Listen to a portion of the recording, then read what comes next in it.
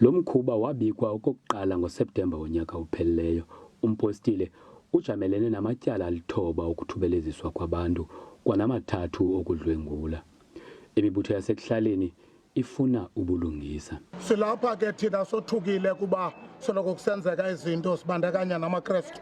Silapha for into okokubana sithi kurhulumente nakumantyi ochophelela ityala umfundisi lona nehlakane lakhe lingusisi mabangayinikwa ibheli.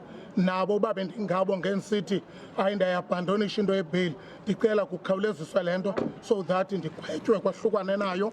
And also siyothuka xa kubakho mama aba-involved kwimeko ezilolu hlobo bekumele into yokubana bangabakhuseli abantwana kodwa isikibe ngabo ngoku ababaleka phambili bechampiona into yokulalwa nokuxhatshazwa kwabanye abantwana. Amanye amaxhoba agcinwe kwindawo yokhuseleko. Thus far, 7 victims who are males and females have come forward to lay charges. These victims came through the church between 2005 and 2020. The pair's case was postponed to the 25th of November to enable them to solicit representation and for further investigation. Abatyholwa abanakuchazwa de batsho ukuba bayalivuma kusini na ityala abajongene nalo. Ndingulubabalo Dada kwiindaba ze-SABC eZwelitsha.